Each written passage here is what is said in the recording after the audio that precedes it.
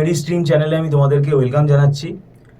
তোমরা যারা MAKAUT university থেকে এমসিএ পড়ছো এবং এমসিএতে যারা থার্ড সেমেস্টারে এবারে উঠবে, এমসিএ থার্ড সেমেস্টারে তোমাদের 3টে কম্পালসারি সাবজেক্টের মধ্যে খুব ভাইটাল পেপার রয়েছে, যেমন সফটওয়্যার ইঞ্জিনিয়ারিং অ্যান্ড ইউএমএল আছে, তারপরে তোমাদের আর্টিফিশিয়াল ইন্টেলিজেন্স আছে, আর তোমাদের design and analysis of algorithm আছে।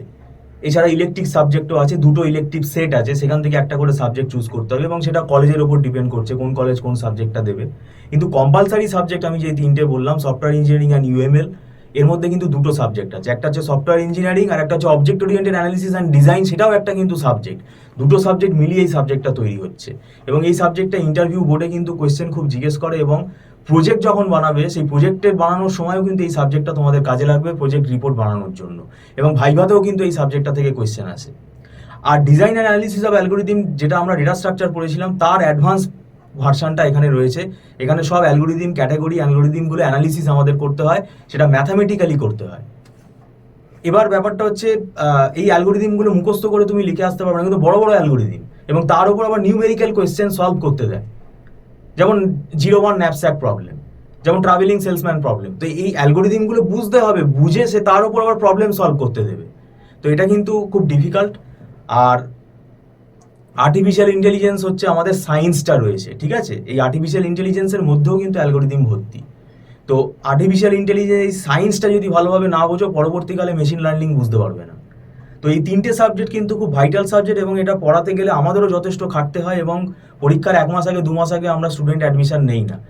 এখন এই সময়টাই হচ্ছে আইডিয়াল সময়, এই সময় থেকে পড়া শুরু করে দাও। আমরা ব্যাচ স্টার্ট করে দিচ্ছি, আমাদেরও ক্লাস স্টার্ট হয়ে যাবে এই অগাস্ট মাস থেকে এমসিএ থার্ড সেমেস্টারের ম্যাকআউট ইউনিভার্সিটির যে সিলেবাসটা আছে। যদি তোমরা ক্লাসে জয়েন করতে চাও, তোমরা একটা মান্থলি ফিস সিস্টেমের বেসিসে আমাদের যেহেতু ক্লাস হয়, এবং মান্থলি ফিস যেটা অ্যাডভান্স পেমেন্ট করে ক্লাসে জয়েন করতে পারবে, এবং প্রত্যেক মাসেই এটা 30 দিনের ক্লাসের 30 দিনের অ্যাডভান্সটা পেমেন্ট করেই আমাদের ক্লাস করতে হয়, অ্যাডভান্স পেমেন্টে হয়। এবং এটা 1 মান্থ, মানে যে তুমি ফিসটা অ্যাডভান্স দিচ্ছ সেটা কিন্তু নট রিফান্ডেবল।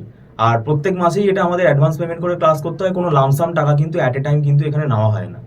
আর একটা বিষয়, আমাদের এখানে কোনো নতুন ব্যাচ তৈরি করা হয় না। যদি কেউ লেট করে আসে, কেউ ধরো সেপ্টেম্বরে এলো, তাহলে অগাস্ট মাসের রেকর্ডিংটা তাকে পারচেস করে নিতে হবে এবং সেটা কিছুটা ডিসকাউন্ট হয় এবং নির্দিষ্ট দিনের ভেতরে দেখে নিতে হবে। সেটা টার্মস অ্যান্ড কন্ডিশনসেই বলা থাকবে যে তুমি যে রেকর্ড ভিডিওটা নিচ্ছ 1 মান্থ, সেটা এতদিনের ভেতর দেখে নিতে হবে। সেটা যথেষ্ট টাইম দেওয়া হয় এবং স্টুডেন্ট যদি সেটা না দেখে তাহলে ভিডিও কিন্তু ডিলিট হয়ে যাবে, সেটা কিন্তু কিছু করার থাকবে না, কেননা ক্লাউডের স্পেসটা খুব লিমিটেড স্পেস থাকে।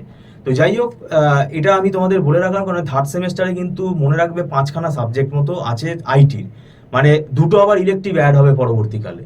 তো এই 3টে কম্পালসারি সাবজেক্ট কিন্তু পড়া ইমিডিয়েটলি শুরু করে দেওয়া উচিত, আমরাও শুরু করে দেবো। তাই তোমরা যদি আগ্রহী থাকো, স্ক্রলে ফোন নাম্বারে আমাদের সাথে যোগাযোগ করতে পারো।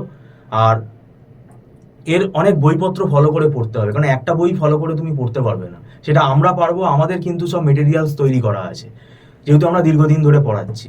তো যাই হোক, ভিডিওটা সম্পূর্ণ দেখার জন্য আমি তোমাদেরকে ধন্যবাদ জানাচ্ছি। Thank you so much.